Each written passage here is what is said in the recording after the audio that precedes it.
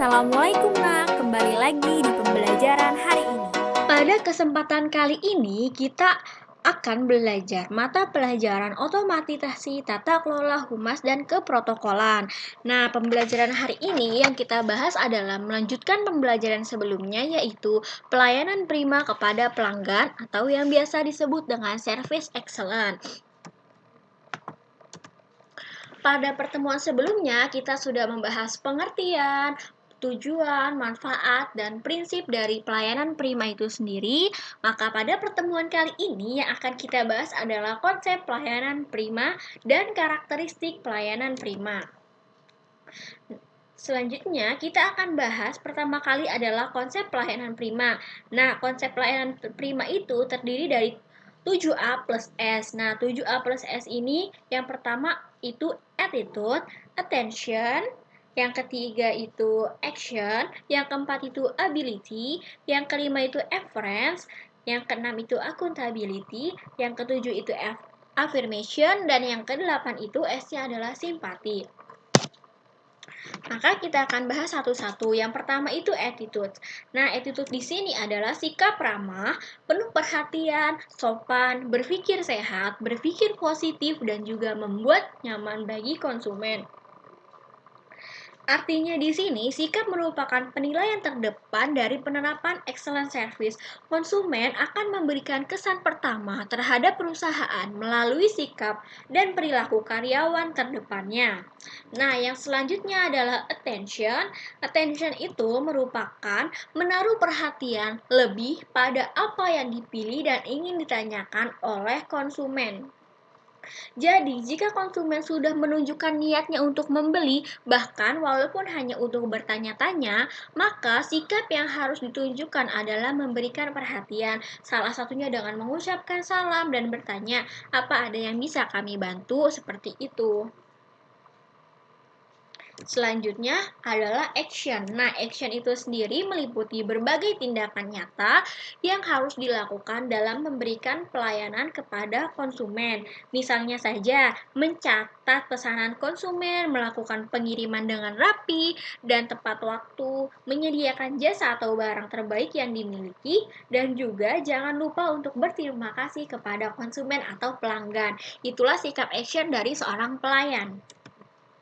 Selanjutnya adalah ability. Nah, ability di sini adalah pelayan konsumen harus memiliki kemampuan untuk melayani konsumen, misalnya kemampuan komunikasi, kemampuan menjual atau selling, kemampuan memecahkan masalah dengan cepat, manajemen kecemasan, hingga hal-hal yang lebih praktis.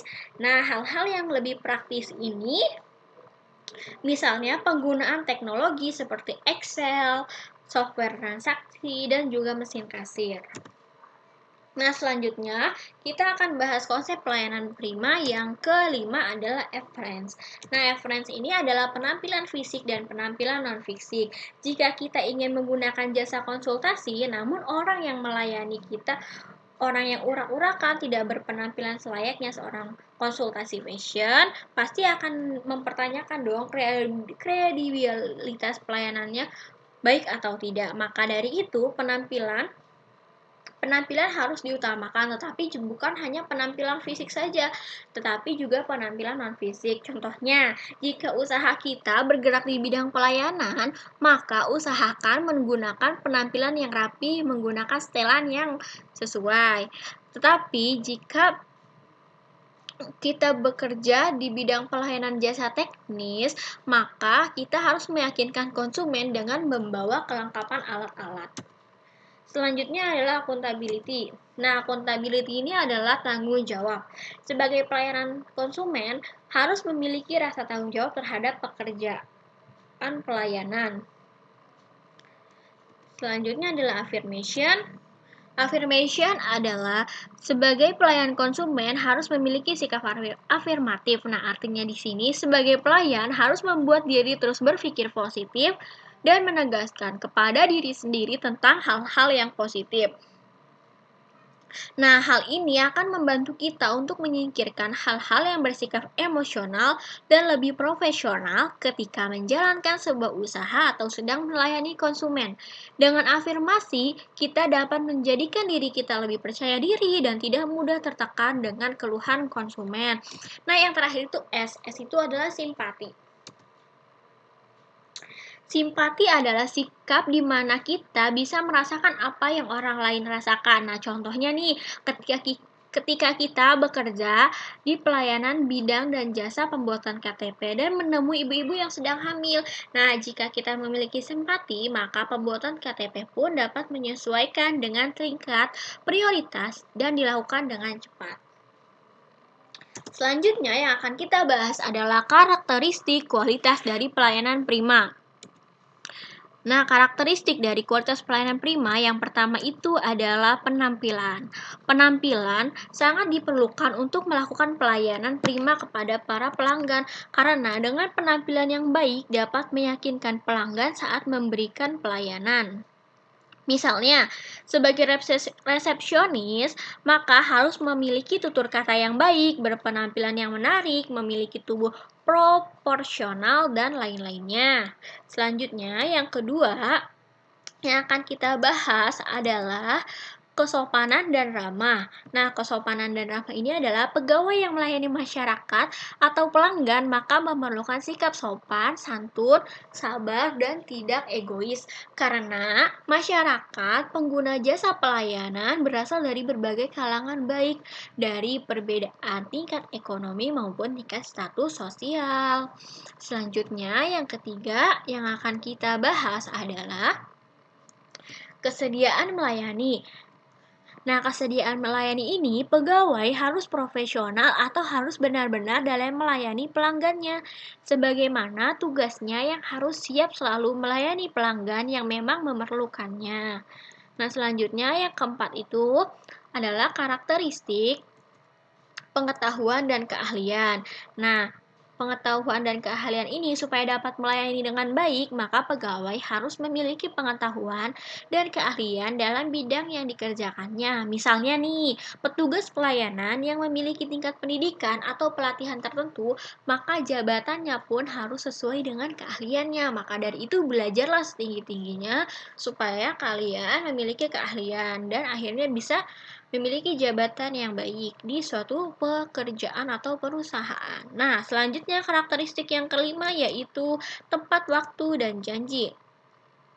Dalam pelayanan, maka pegawai dalam melakukan tugasnya jika membuat janji dengan pelanggan harus diperhitungkan terlebih dahulu apakah waktu dan janji tersebut bisa ditepati. Misalnya, ketika kita mengadakan pertemuan dengan pelanggan dalam kurun waktu 3 hari, maka harus dapat terpenuhi dalam kurun waktu tersebut. Selanjutnya, yang keenam adalah kejujuran dan kepercayaan. Nah, kejujuran dan kepercayaan di sini adalah dalam melakukan pelayanan harus memiliki aspek kejujuran dalam segala hal, baik itu kejujuran dalam bentuk aturan, jujur dalam bentuk pembiayaan, dan jujur dalam menyelesaikan pekerjaan tepat pada waktunya. Nah, jika bersikap jujur, maka petugas pelayanan dapat dipercaya dari berbagai aspek nih, misalnya dari segi perkataan, sikap, dan juga dalam melakukan pekerjaannya. Nah, yang ketujuh itu adalah karakteristik efisien. Nah, karakteristik efisien ini adalah pelayanan kepada masyarakat atau pelanggan harus efektif dan efisien karena pelanggan menuntut hal-hal tersebut. Nah, kalau kita sudah melakukan efisiensi dalam pelayanan, maka akan menghasilkan biaya yang murah, waktu singkat, dan tepat, serta hasil dari pelayanan yang berkualitas. Oleh karena itu, efisien dan efektif merupakan hal yang harus diwujudkan dan harus menjadi perhatian serius dalam melakukan pelayanan. Selanjutnya, yang ke-8 adalah kepastian hukum. Nah, kepastian hukum di sini, jika hasil dari pelayanan yang dilakukan kepada pelanggan berupa keputusan, maka harus memiliki kepastian hukum. Jika tidak memiliki kepastian hukum yang jelas, maka akan berpengaruh kepada sikap masyarakat. Misalnya, Dalam pelayanan, mengurus surat-surat berharga jika ditemukan ketidakpastian hukum, maka akan berpengaruh kepada kredibilitas perusahaan atau pelayanan itu sendiri. Selanjutnya, yang kesembilan adalah keterbukaan. Nah, keterbukaan itu adalah setiap urusan atau kegiatan yang memerlukan izin, maka keterbukaan perlu dilakukan. Sikap keterbukaan itu akan berpengaruh pada kejelasan informasi kepada pelanggan atau masyarakat. Nah, yang ke-10 itu adalah karakteristik biaya. Nah, karakteristik biaya ini dalam pelayanan maka perlu menentukan pembiayaan yang wajar. Oleh karena itu, biaya harus disesuaikan dengan daya beli masyarakat, harus transparan dan sesuai dengan peraturan. Nah, untuk pembelajaran pelayanan prima kepada pelanggan cukup segitu saja. Silahkan kalian perdalam lagi pemahaman-pemahaman kalian dari buku yang kalian miliki ataupun dari internet atau sumber-sumber lain. Terima kasih atas pembelajaran hari ini. Dari Ibu cukup sekian dan terima kasih. Assalamualaikum warahmatullahi wabarakatuh.